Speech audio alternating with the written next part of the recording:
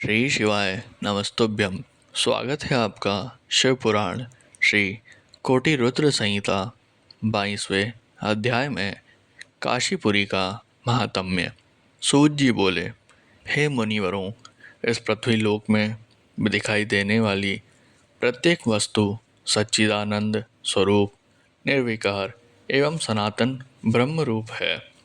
वह अद्वितीय परमात्मा ही सगुण रूप में शिव कहलाए और दो रूपों में प्रकट हुए। वे शिव ही पुरुष रूप में शिव एवं स्त्री रूप में शक्ति नाम से प्रसिद्ध हुए।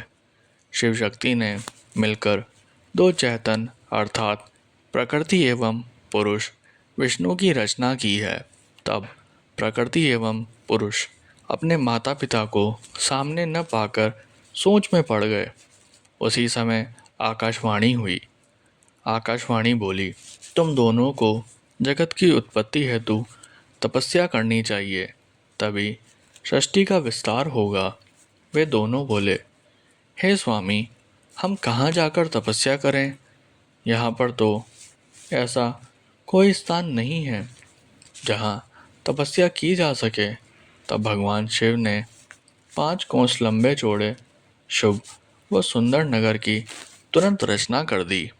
वह दोनों त्रिलोकीनाथ भगवान शिव के चरणों का स्मरण करके वहाँ तपस्या करने लगे।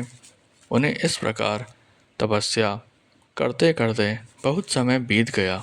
उनकी कठिन तपस्या के कारण उनके शरीर से पसीने की बूंद निकली।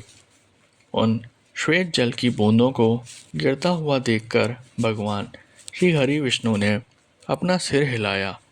तभी उनके कान से एक मणि गिरी और वह स्थान मणिकर्णिका नाम से प्रसिद्ध हो गया।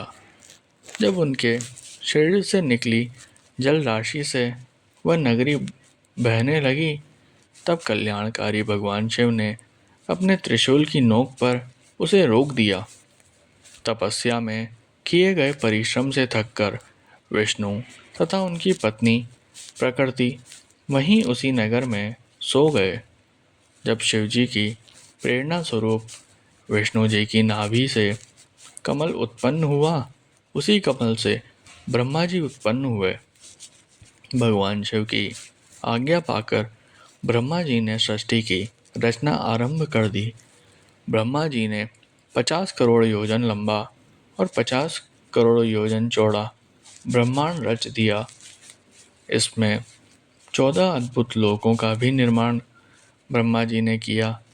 इस प्रकार जब सर्वेश्वर शिव की आज्ञा से ब्रह्मा जी द्वारा ब्रह्मांड का निर्माण हो गया, तब भक्त वत्सल भगवान शिव के मन में विचार आया कि इस संसार के प्राणी तो कर्म पाश में बंधे रहेंगे। सांसारिक मोह माया में पड़कर भला वे मुझे किस प्रकार पा सकेंगे? ऐसा सोचकर त्रिलोकीनाथ कल्याणकारी शिव ने अपने त्रिशूल से 5 कोस नगरी उतारकर ब्रह्मांड से अलग की। तत्पश्चात उसमें अपने अविमुक्त ज्योतिर्लिंग की स्थापना कर दी। यही पंचकोशी कल्याणदायिनी ज्ञानदात्री एवं मोक्षदात्री नगरी काशी कहलाई।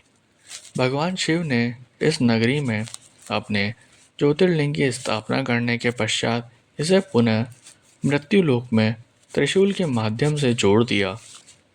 कहते हैं, ब्रह्मा जी का एक दिन पूरा होने पर प्रलय आता है, परंतु इस काशी नगरी का नाश असंभव है, क्योंकि प्रलय के समय शिवजी इस काशी नगरी को अपने त्रिशूल पर धारण कर लेते हैं तथा सब शांत हो जाने पर काशी को पृथ्वी लोक से जोड़ देते हैं।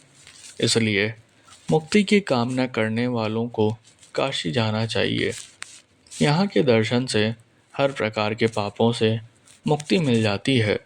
काशी मोक्ष देने वाली नगरी के रूप में प्रसिद्ध है।